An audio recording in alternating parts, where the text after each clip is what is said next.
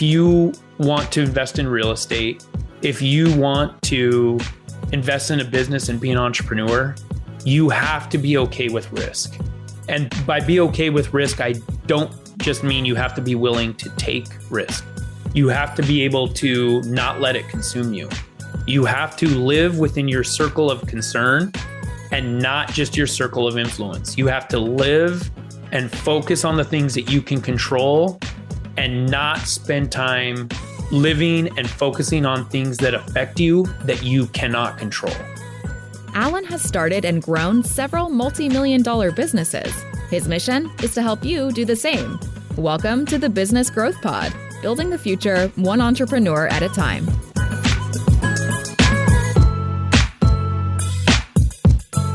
Hey everyone, welcome to the Business Growth Pod. I'm Allan Draper. I'm glad you joined me today. I am going to be doing a solo episode and just sharing a few thoughts that are near and dear to my heart, especially just recently. So a lot of you know that I've been working on an investment property in Naples, Florida, and we basically built a custom home there. And it's been a process. We started working on it in probably February or so about a little over 7 months ago.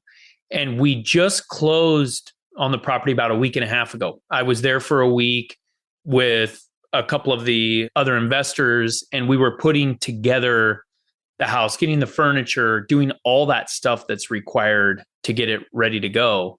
And fast forward a week and a half or so, 2 weeks to yesterday, and Hurricane Ian hit. And it originally, I thought it was going to miss us. I thought it was going to be north of us, closer to Tampa, but it didn't. It hit Naples and the coast right there, a couple hours south of Tampa, pretty hard. And as time went on, it became more clear that the opportunity, the likelihood of severe damage to our new home was very likely.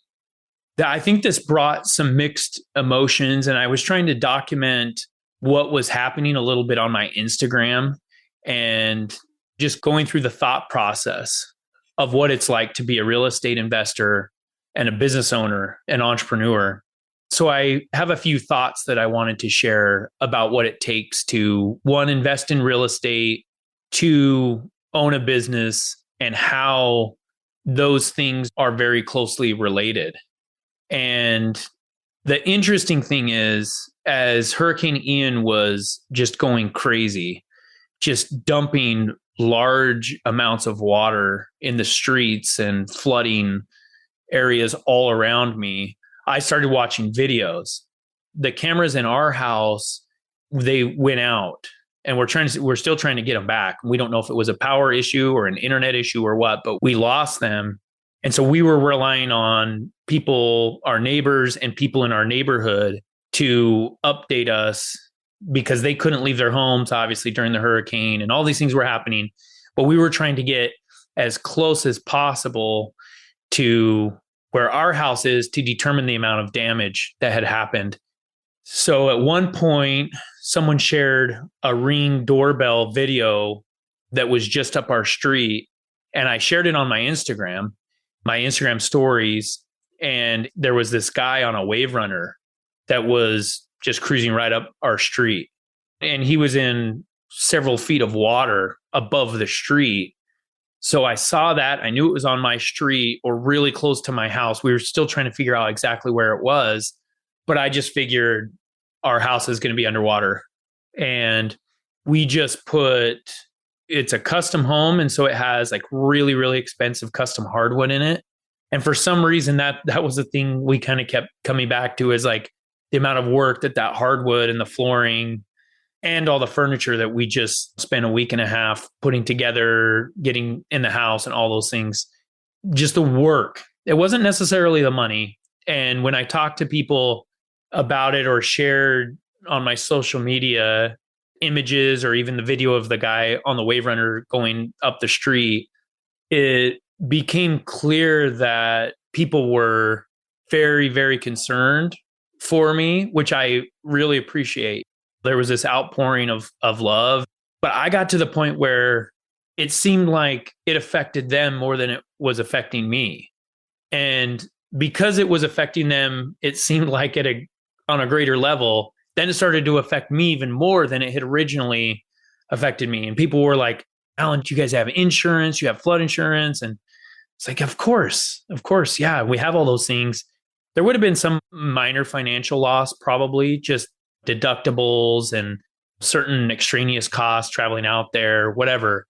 But it was more about the work from my perspective. It was more about, okay, this is going to take time out of my day. Just talking about it, just worrying about it, just wondering what's going on there is taking time out of my day.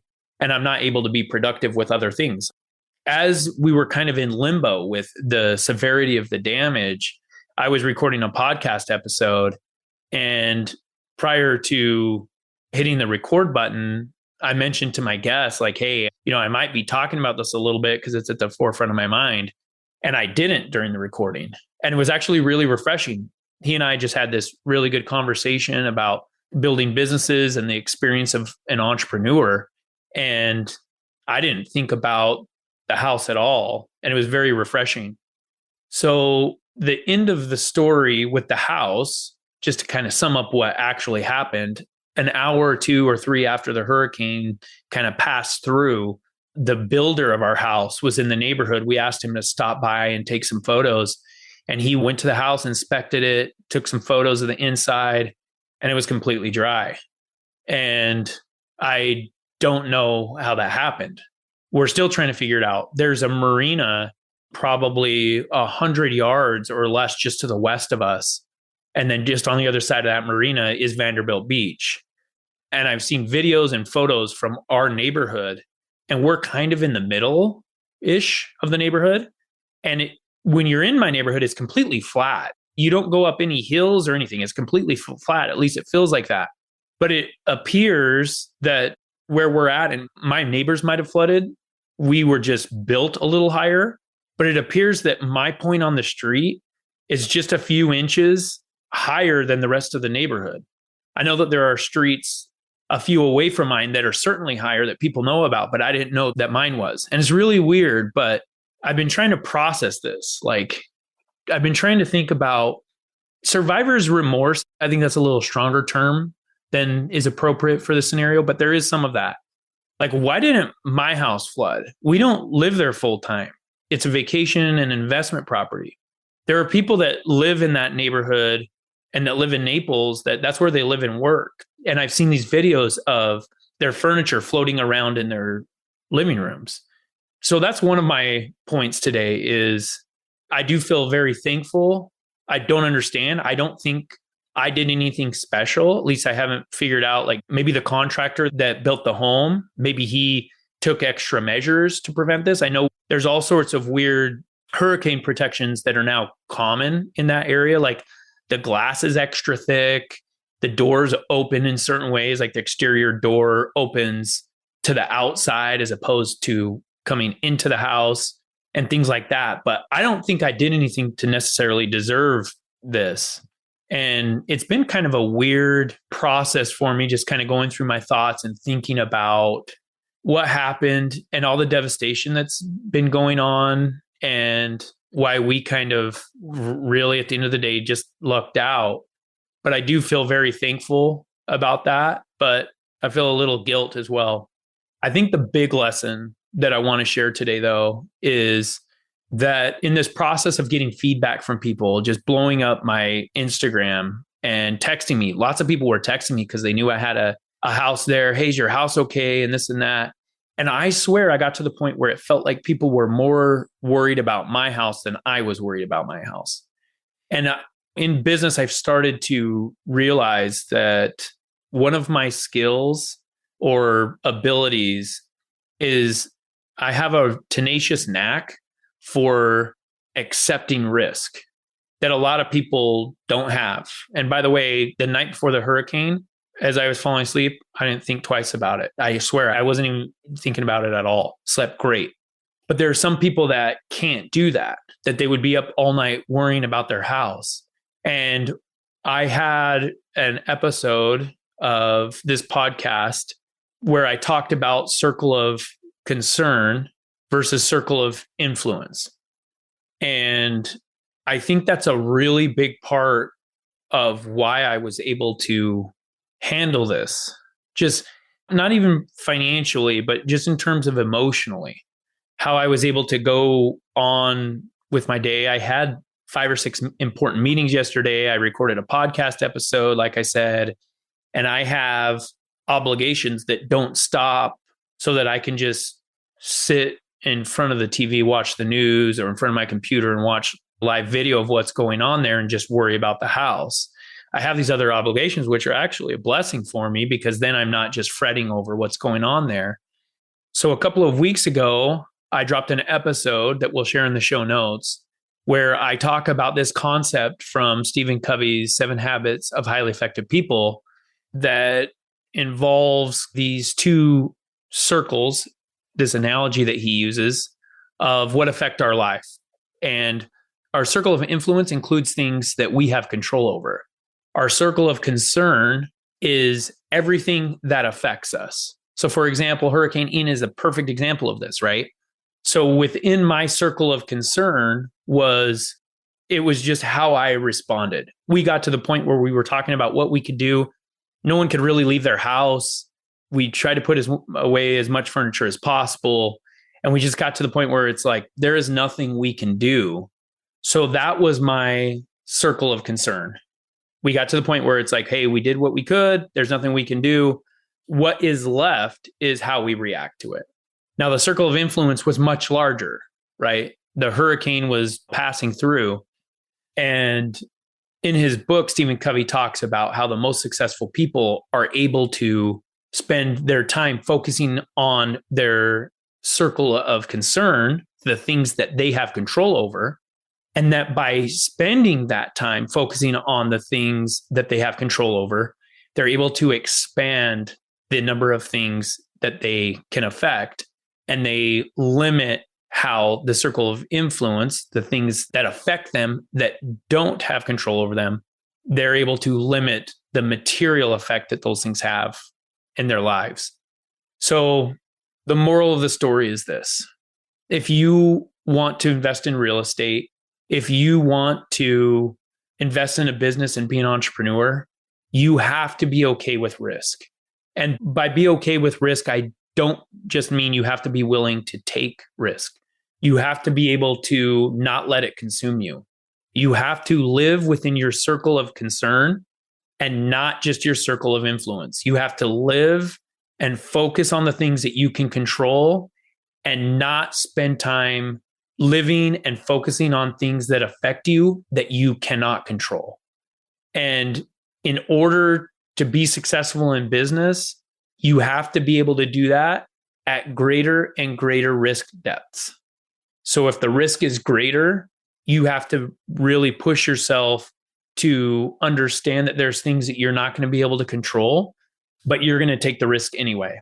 And with this whole Hurricane Ian thing and our new vacation property in Naples, I learned just mostly, again, by how people were reaching out to me and how emotional and how upset they seemed to be. I learned that that's one way that I'm a little different. And that has helped me to embrace new endeavors and new challenges, and especially to try new things. This experience isn't going to make me question new endeavors. It's actually going to give me a reason to try them. Because it's like, look it, brand new several $1,000,000 house, hurricane comes through the week after. How did I respond? And don't get me wrong, I make mistakes with all sorts of things, even in this area. But at the end of the day, I was able to match the advice from this book with a very practical application of, to some extent at least, focusing on what I could control and not focusing on the things that I couldn't control. And to get to that next level, you're going to have to do exactly that. And I think the big thing is, if you're able to focus on the things that you can control, you're going to take greater risks, you're going to invest in yourself, and you're going to spend more time focusing on your mental state, your attitudes, and your emotions and responses to things that are outside of your control and just take everything in stride. Those are my thoughts. If you have questions, if you have any follow-ups, anything that I can help you with along these lines, make sure, number one, follow my Instagram. I'm Allan R. Draper. But you can go to my website and schedule an appointment with me. We can sit down and we can work through some of the hesitations that you have with risk and some other suggestions that I might have for you to be able to spend time controlling your thoughts and focusing on what you can control and not everything that affects you. And we'll catch you next time. If you have enjoyed today's podcast, please leave us a rating. And for daily inspiration and business tips, follow Allan on Instagram. Until next time, remember, we build the future one entrepreneur at a time.